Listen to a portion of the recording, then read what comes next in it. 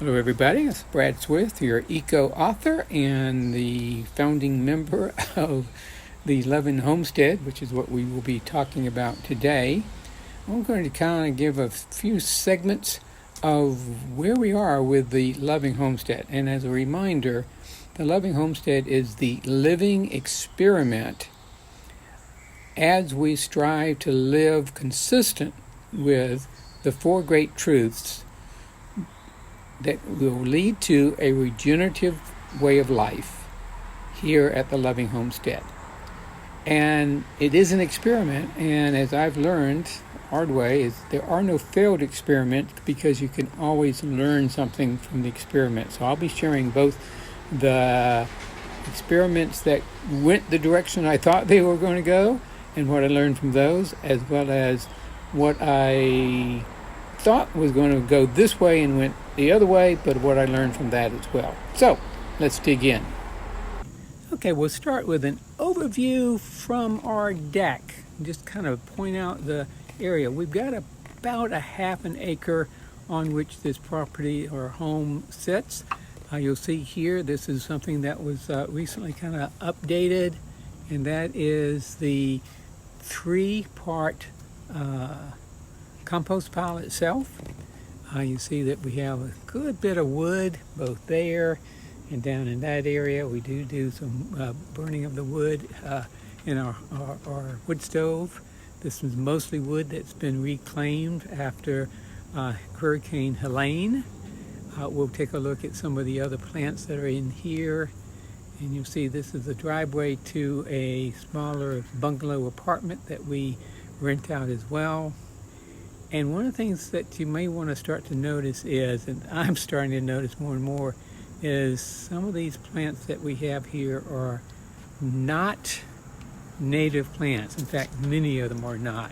Specifically, we have a ton of hostas, which we really have loved our hostas. You can see them over there. And also some Rose of Sharon right there. And you can't see it quite as much. Maybe we'll show it when we get down there. We also have a lot of Creeping Charlie.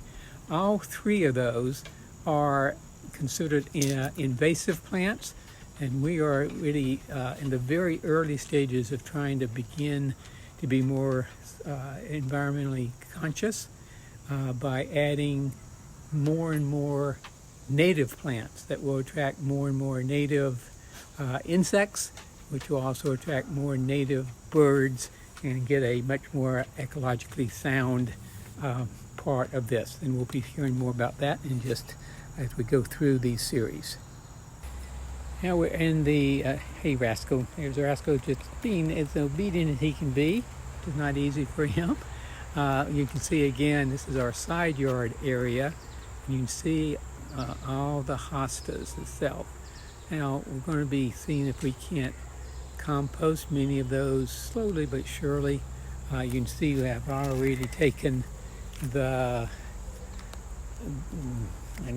stems, I guess you say, of the flowers before they had a chance to go to seed in an effort to cut back on unwanted hostas in the future. And back here, this is our home itself. Quick view of that. And up there is where I was standing just a moment before. And now I'm down here, and you can see a better view of our three-stage compost pile. So the idea being that it starts, we put the organic material here, including the material from the kitchen. As it composts, it then goes over here to the intermediate area, and then the final area here is where it's turned into a really beautiful, rich soil itself. And one other thing I wanted to show over in this area is just to show an area that I'm going to do a little experimentation that is going to involve mushrooms. So down here, this is a tree. It was a diseased tree, as you can see. You can see the hollow inside area itself. And it still has plants that are parts of the tree that are trying to grow. And we're going to did a little research on this, and I think this might be an area that we can actually grow some mushrooms. So I have ordered the mushrooms for doing this, kind of the seeds of the mushroom. I'm probably using terrible terms on that, but excuse me if you're a mushroom enthusiast. And we're going to try growing oyster mushrooms in there through that stump itself. More to come on that. And I'm being pulled over to the other side, so hold on there, Rascal.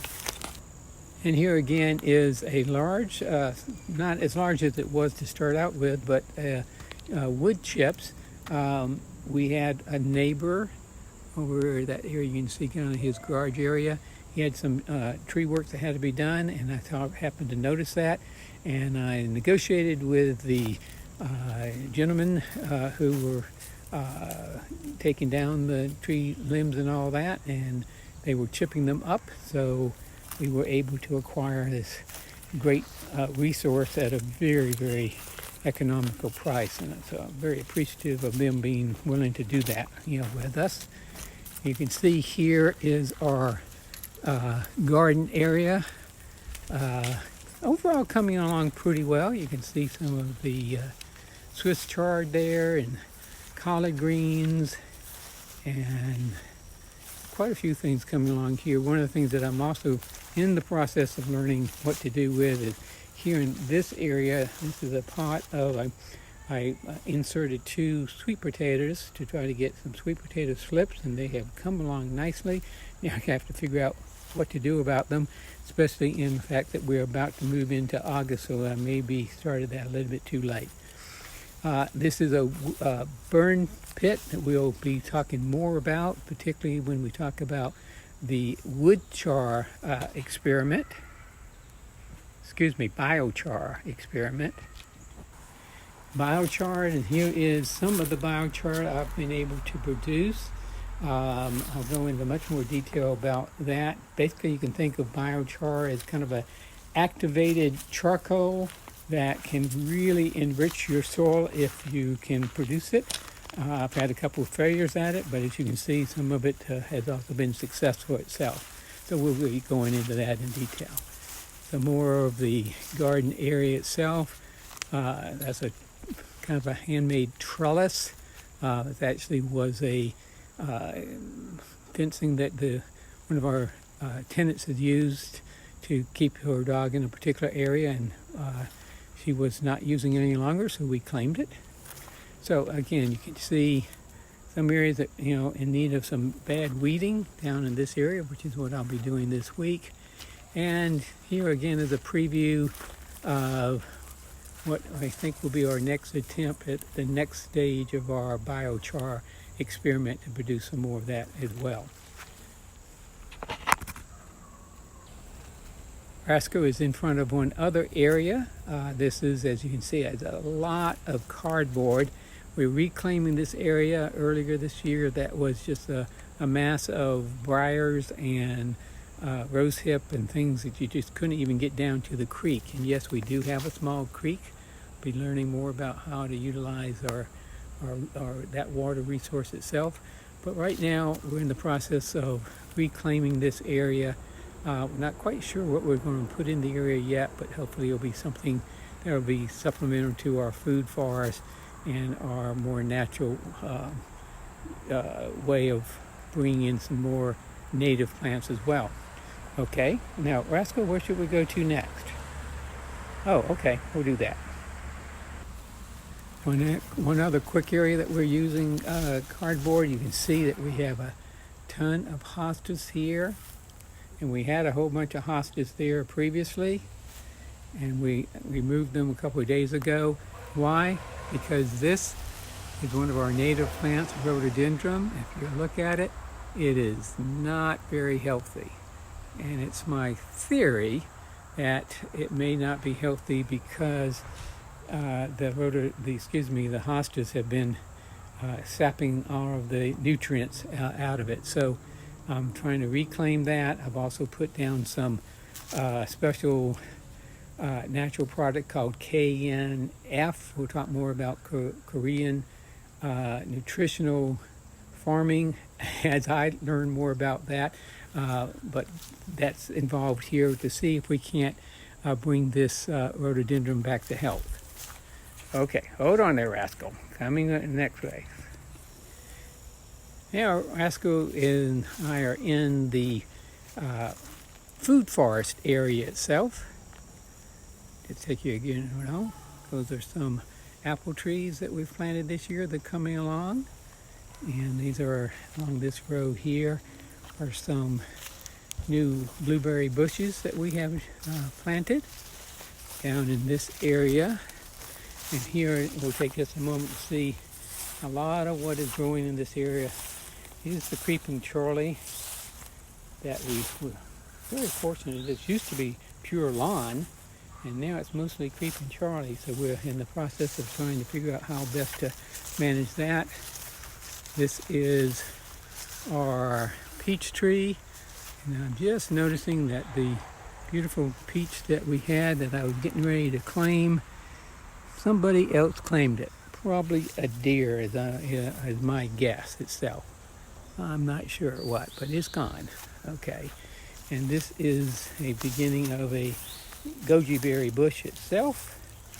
All of this has been planted this year for the most part. This is a Bartlett pear, also not native, but we will probably keep it there. And then over in this section here, we have planted a mulberry tree, which we're really looking forward to this. And part of the reason we planted here is this old fella here, which has been here over 30 years, because I've been here 30 years. And as you can see, it's not real healthy. In fact, it's kind of got a hollow center. And while we love the tree for its character, we figure it's probably not destined to make it too many more storms itself. These are some elderberry bushes. This one's doing pretty well. This one's doing not so well, but we still have hope for it.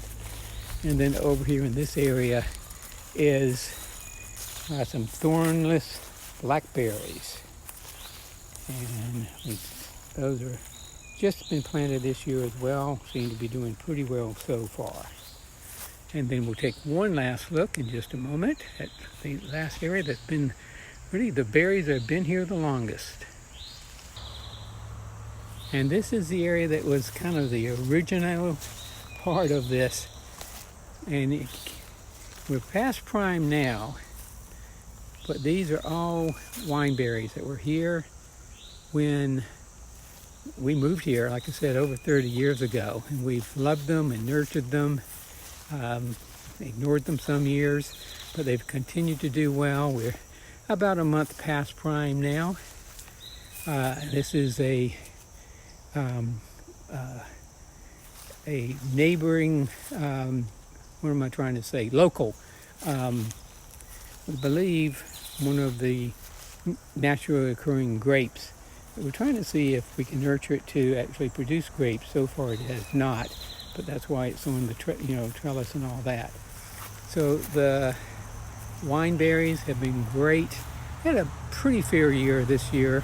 What we do is we eat them as much as we can, and then we freeze them, and so we can enjoy them throughout the year as well. So that's our wine berries. A couple of last things here. This is I believe they're called ground cherries, yes. And this started as just almost minuscule, couldn't even see a couple of plants that one of our friendly community members gave to us, and it's really doing well. It's in a pot primarily because it can really take over an area, and we don't want it to take over it. I also wanted to point out this is our kind of our herb garden. It does have some vegetables in it as well. You'll see what's on the trellis there, cucumbers. We're hoping we'll get some more cucumbers before the season's over. You can see the basil and rosemary and a few flowers. You may notice that we don't have an abundance of flowers yet. That will change certainly by next season. This time we'll interested and intent on bringing more beautiful flowers here that are not only beautiful but will attract more pollinators as well. Okay, so I'm going to sit here in this thing and just enjoy the view of our gardens and food forests in our loving homestead. This is yours truly, Brad Swift, and my favorite canine companion, who doesn't really like being photographed, evidently, Rascal anyway. So if you have questions, comments, like positive comments, like, yeah, keep at it even though you don't know what you're doing, because in many ways it is very much of a learning experience itself. We're thoroughly enjoying it. We do feel like we are making a difference as we strive to live a life consistent with the four great truths. You can find out more about those in the One Cause Substack articles itself. I look forward to hearing more from you if you have questions or comments itself. So until then, take care.